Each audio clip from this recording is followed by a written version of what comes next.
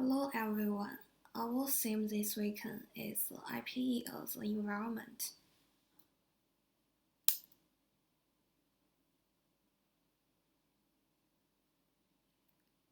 We will introduce it from three questions.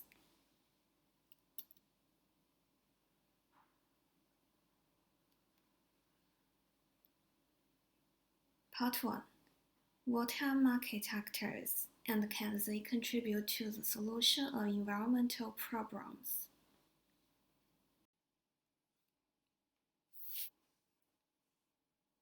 What are market actors? Market actors are critical elements that play a central role in the market processes. The most impactful actors are facilitators, sellers, and their buyers. There is governmental involvement through business licenses and taxation. It is vital to find out whether market actors contribute to serving environmental factors.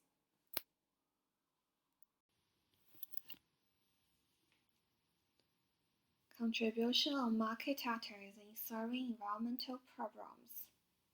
Market actors can increasingly contribute to the solutions of environmental problems. For example, most people believe that economic markets are responsible for environmental problems. Members of the public have asked the government to enforce laws on environment in trade. Government involvement in business helps in improving the status of the market through funding. Investors are invited different states while they venture into real estate.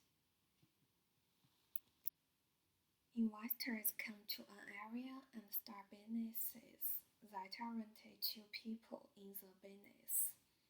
These businesses make products available to consumers, hence improving the standard of living of people. Once the public is satisfied with government efforts in improving the livelihood of her citizens, they make the government aware of the need to avoid pollution.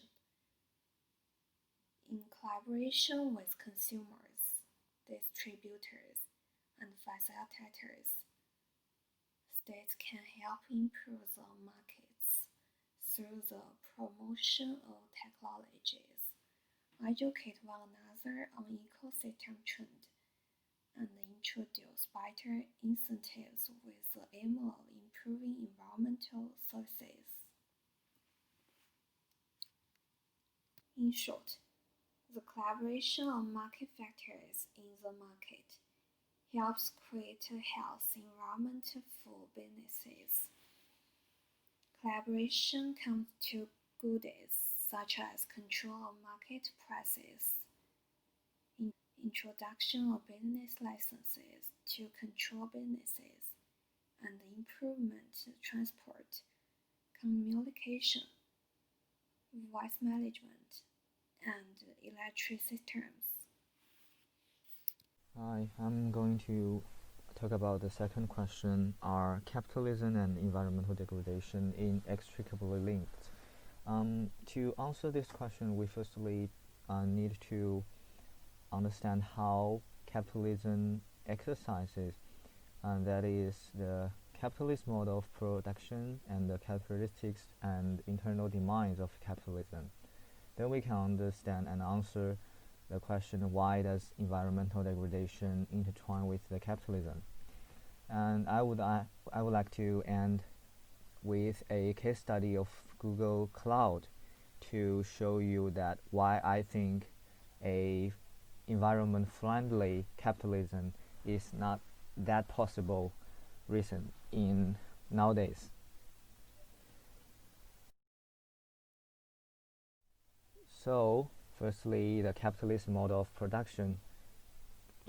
In the era of commodity economy, capitalists produce commodities not in exchange for another commodity, but in order to obtain capital or money through sales.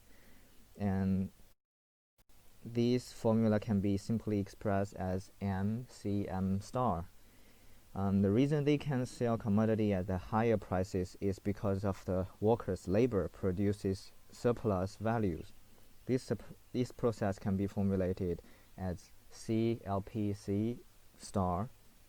So the whole process is from capitalist money to commodities, and through workers' labor, commodities acquire higher added values, then they are sold at higher prices. And the capitalist receive profits from M star minus M. This formulation intends to indicate that capitalism is centered on money. It's a way of producing money from money to money, and it's all about money. So one of the characteristics of capitalism is constant growth and constant accumulation. These characteristics requires that the economy continues to grow. Only when more products are produced and sold can currency M become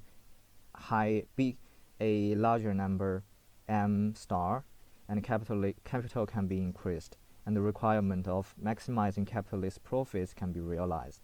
And the second characteristic is profit-oriented. Any material needed for production can be expressed in monetary currency, including human labor. What capital really cares about here is its own value added, aiming at obtaining the balance of M star minus M, and profits is only pursued in a capitalist logic. And the last but not least characteristics is expansion of assumption.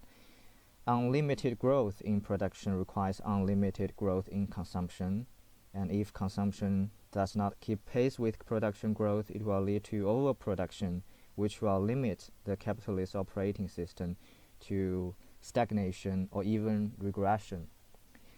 And after we understand the basic logic, can we answer the question on why does the capitalism intertwine with the environmental degradation? First is capitalist mode of production has huge environmental cost. There are two kinds of environmental problems, environmental damage, and the second is environmental pollution. The operation of capital requires a combination of labor and means of production, and then a work site is required, what we call modern large factory. In this construction process, a large amount of land resources need to be occupied, which means the encroachment of forest, wetlands, and other resources damage. This is the damage, environmental damage. More seriously, the production process, the discharge of large quantities of contaminated liquid, solid waste, gas waste, toxic and harmful substances, byproducts are difficult to be eliminated. That is the environmental pollution. And the second reason is capitalism neglects environmental value. If capital wants to operate and expand, it needs a large number of things to be capitalized, which can be priced by currencies. In this process, the focus on goods lies in their economic value, not others. So in this process, forest, wetland, and other resources with high ecological values are often considered from the economic value. And the third reason is the capitalism shapes a over excessive consumption views. Resources are limited. If consumption increases too fast, it will destroy the material basis of life. And the expansion of capitalist production requires sustained growth of consumption. And Obama also admitted that the earth cannot allow Chinese people to live up to the American standard of living.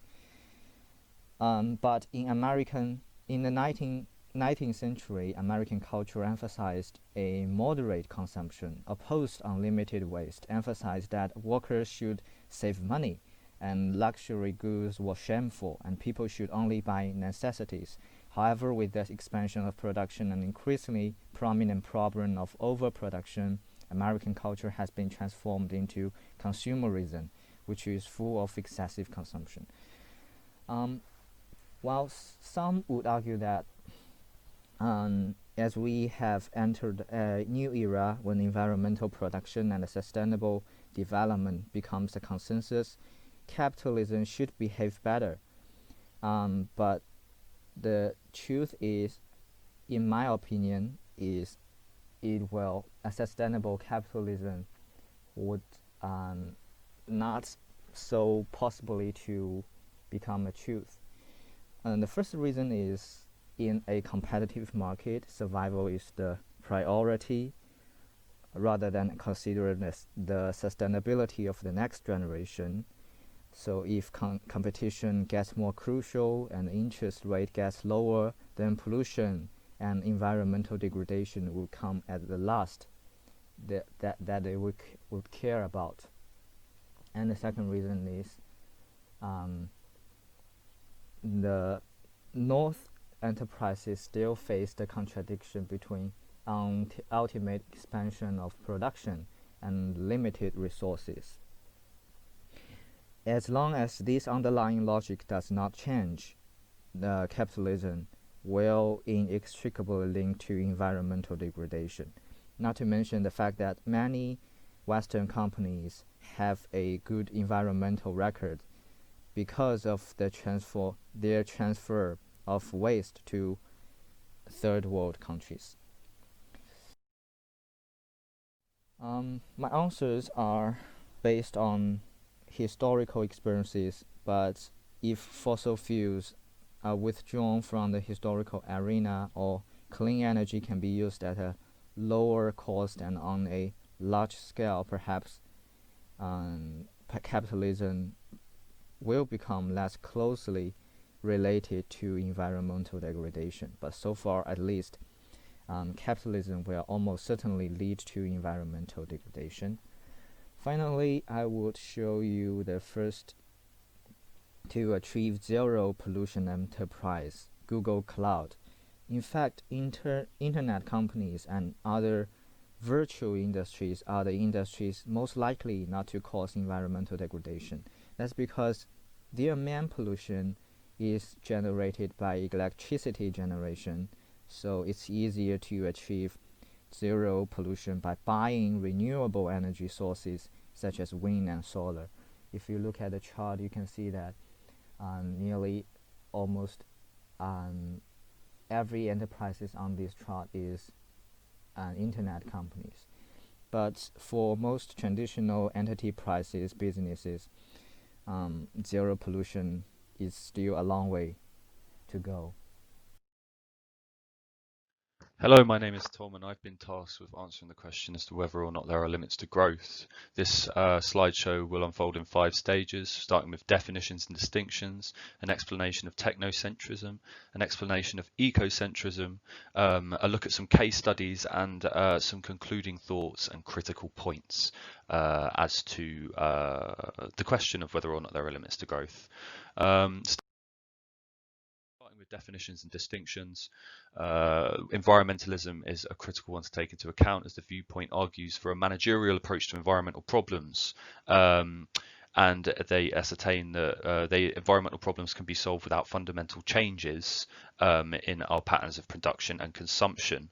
Humans are the centerpiece of their analysis. Ecologism is the opposing viewpoint that stipulates that we need to make radical changes in our relationship with the non-human natural world, our relationship with consumption, our relation with production, when it comes to dealing with these environmental problems, and they place nature at the center of their analysis, or humans and their interaction with nature at the center of their analysis. Economic growth, because we're talking about it, is essentially the expansion of the output of an economy, usually expressed in the terms of an increase of national income, or GDP. And the distinction between techno and ecocentrism, which we're going to come on to, essentially is that technocentrists hold that innovations brought about through the free market can deal with these environmental problems, whereas ecocentrists ascertain that we must fundamentally change these systems, starting with capitalism and growth. So to move on to technocentrism, there are 4 key points that we can talk about when summarizing this. There are conservative technocentrists that hold that economic growth is absolutely essential for human progress and thus solving these environmental problems. Capitalism is seen as an ingenious system that in turn will produce results relating to the environment through the pursuit of profit and market-based solutions. Reformist technocentrism still believes that we can alleviate our environmental concerns within market conditions, but advocates for, regulation, pricing measures, and policies so that we can internalize the market failures and negative externalities that arise through our production. In technocentrism, central to their understanding of the world is a belief in human ingenuity. Market forces and their reaction to environmental problems will stimulate the research, development and production of sustainable goods and services in the face of natural resource constraints. Innovations will be made by humans that see these problems and take advantage of certain market conditions and competitions at the time to produce technological solutions to our environmental problems. And one thing to note that is quite important is that this way of thinking about environmental problems is very Western centric and is based on the development experiences of European nations over the course of the 20th century. It assumes a superiority of Western cultural values, the likes of which can be seen in the term growth, which really started with Adam Smith back in 1776. An example of a theory relating to this sort of technocentrism is the Kuznets curve. Simon Kuznets was a neoclassical economist during the 20th century who actually invented the growth index of GDP, and there is a theory of his that stipulates that as average income rises in any given economy, environmental degradation will rise and subsequently fall once incomes rise and the economy in question has the capacity and desire to move to more sustainable sources of energy and lifestyles. But it is underpinned by a number of assumptions which result in problems for this way of thinking about the world. Assuming that growth is an aspiration for any economy is a big assumption and by itself, but Kuznets goes further and assumes that degradation arising from economic development can be rectified in the future. And it assumes that growth has no limitations whatsoever, or we happen to know nowadays that yes, there are very finite resources such as oil, water, coal and natural gas that will not come back in the future. They will be depleted for millions and millions of years, which presents problems. It presents a blindness in this theory's way of describing the world, and the sources of degradation as well. He's very focused on production processes and their contribution to environmental problems, but he doesn't necessarily take into account consumption and how development can bring, food waste, electricity usage, water usage, and just general wastefulness massively bigger in any society in which that happens. Beginning to critique growth a little bit more, it is important to take into account ecocentrism and the limits to growth thesis. People that take this viewpoint make the distinction between human wants and human needs. Human wants are, derived from materialistic values of society. They're things that we desire in any given marketplaces, like designer shoes or pictures on a wall or clothes, expensive material items that we don't need to live, whereas needs are a combination of spiritual and material values that allow us to live our lives wherever we happen to be on the planet. And theorists from this viewpoint argue that we need to take more of this into account. They have natural limits to growth. their whole worldview is underpinned by the belief that there are ecological limitations and that the Earth has a certain capacity for supporting human growth and human society. They critique growth as a golden solution in the modern age. Any agents ranging from governments to individuals to from rich to poor nations all see growth as a sort of magic bullet thing that is going to solve the issues in any given society, including environmental ones. And ecocentrists are quick to say no, that is not the case. It's not the case. And they highlight flaws in existing policies as well, where governments and economists are left to their own devices solving environmental issues. Growth is still a very important thing in their line of thinking, and policies for private countries, private companies and nations all around the world can be pushed back for the benefits of economic growth, essentially. Shooting is a great example of economies going beyond the natural limitations of the land on which they live, and it originates from the limits to growth thesis. The overshoot comes from the combination of rapid change, limitations or barriers to change, and mistakes or delays that occur when the change is taking place. Rapid change is a stage at which any given state kickstarts its economic growth or development. Higher rates of consumption, access to credit, greater living standards, greater access to education, higher amounts of competition. These are all things that can fundamentally change a society when it is economically developing. The second tenet are limits or barriers, and international trade is founded on the theory of comparative advantage. Not all states have the capacity to supply domestic demand on their own, so they need to look beyond their borders and also get as much as they possibly can out of the natural resource environment on which their state lies. And under this process, the third tenet, mistakes and delays, arise when producers are using unsustainable methods that contribute to environmental degradation. More often these are not mistakes but strategic decisions. Delays arise as a result of profit and personal gain. It is very hard for a state or private company to write off a profitable enterprise simply because of environmental concerns, and it very rarely happens. And these three things contribute to overshooting in economies, which can be seen in the next graph.